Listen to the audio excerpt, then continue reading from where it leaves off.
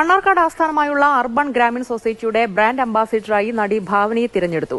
Urban Grameen Nidhi Limited, Urban Grameen Society Gold Loan, New Urban Grameen Council, Urban Grameen Society, Pyramid Agro Multi State Cooperative Society Limited എന്നീ സ്ഥാപനങ്ങളാണ് UGS ഗ്രൂപ്പിലുള്ളത്.